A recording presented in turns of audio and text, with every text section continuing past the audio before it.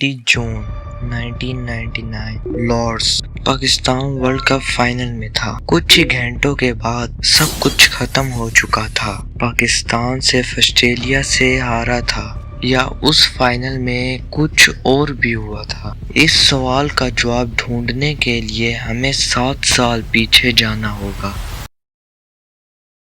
1992 عمران خان اپنی ٹیم کے ساتھ ورلڈ کپ اٹھا رہے تھے۔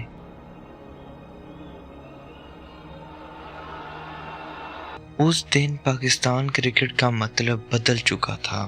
اس دن پاکستان کرکٹ کا نیو ایرا سٹارٹ ہوا تھا۔ اب ہر نیا ٹورنامنٹ ایک سوال کے ساتھ شروع ہوتا تھا: کیا ہم پھر سے ورلڈ چیمپئن بن سکتے ہیں؟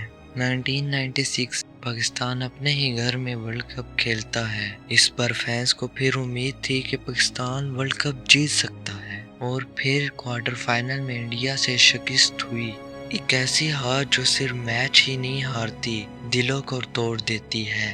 اس ہار کے بعد ایک خاموشی چھا گئی، لیکن اس خاموشی کے پیچھے ایک نیا ارادہ بھی بن رہا ہوتا ہے۔ 3 سال گزرتے ہیں، 1999 آتا ہے۔ پاکستان واپس میدان میں اترتا ہے، اس بار پہلے سے زیادہ خطرناک۔ سعید انور کے بیٹ سے رن اس طرح نکلتے ہیں جیسے کوئی روک ہی نہیں سکتا ہو۔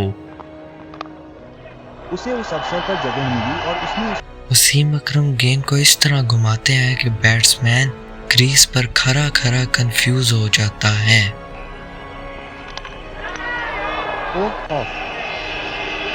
وقار یونس کی یارکر پیروں کے نیچے سے سٹمپ اڑا دیتی ہے۔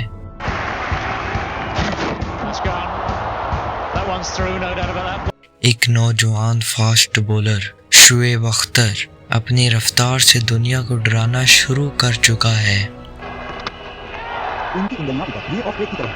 اور سپن میں ثقلین مشتاق کے پاس ایک ایسا راز ہے۔ دوسرا، ایک گیند جو آف سٹمپ سے لگتی لیکن بیٹسمین کا دماغ الجھا کر رکھ دیتی ہے۔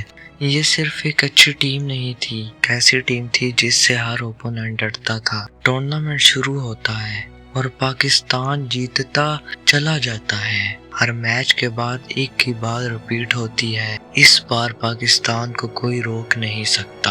اور پھر آتا ہے وہ دن جو اس پوری کہانی کا سب سے بڑا ٹوسٹ بن جاتا ہے۔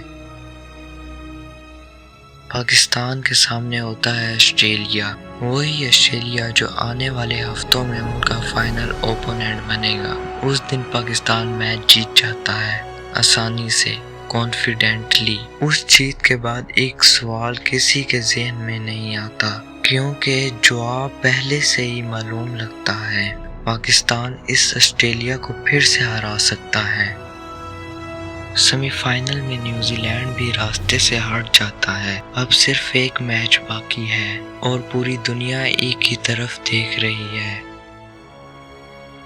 20 جون 1999 سعید انور اور وجاہت اللہ میدان میں اترتے ہیں۔ سب کچھ ویسا ہی لگ رہا تھا جیسے پورا ٹورنامنٹ میں دکھ رہا ہے، لیکن کرکٹ میں سب سے خوفناک لمحہ وہی ہوتا ہے جب سب کچھ نارمل لگتا ہے، کیونکہ اس سے اگلا اوور سب کچھ بدل دیتا ہے۔ ایک وکٹ کا گرنا، پھر دوسرا، پھر تیسرا۔ آسٹریلیا کی بولنگ میں اچانک ایک الگ شارپنیس نظر آتی ہے۔ گلین میکگرا لائن سے ہی نہیں ہٹتے، فلیمنگ اینگلز بدلتے ہیں، اور جب شین وارن گیند اٹھاتے ہیں، پاکستان کے بیٹسمین کسی اور ہی پریشر میں نظر آتے ہیں۔ ایک ٹیم جو ٹورنامنٹ میں سب کو ڈراتی رہی، اپنے سب سے بڑے دن پر خود سے ہی ہار جاتی ہے۔ یہاں سے ایک سوال شروع ہوتا ہے: وہ ایکسپیرینس بیٹسمین جنہوں نے دنیا کے سب سے تیز بولرز کھیلے تھے، اچانک اتنی جلدی کیسے آؤٹ ہو گئے؟ دوسری طرف آسٹریلیا، ان کی پرفارمنس میں کوئی لک نہیں تھا۔ وہ کلیم تھے، کیلکولیٹ تھے۔ جب پریشر سب سے زیادہ تھا، انہوں نے اپنا بیسٹ گیم کھیلا۔ آسٹریلیا نے صرف 20 اوور میں ٹارگٹ چیز کر لیا تھا۔ گلکرسٹ کی دھماکے دار اننگز، ایک ورلڈ کپ فائنل جس پر سالوں کی محنت لگی تھی، صرف کچھ گھنٹوں میں ختم ہو جاتا ہے۔ کئی فینز آج بھی اس میچ پر بات کرتے ہیں، کچھ کہتے ہیں کہ یہ صرف پریشر تھا اور کچھ لوگ کہتے ہیں کہ وسیم اکرم کا ڈیسیژن غلط تھا۔ وسیم اکرم کو چاہیے تھا کہ پہلے بیٹنگ کے بجائے بولنگ چوز کرنا۔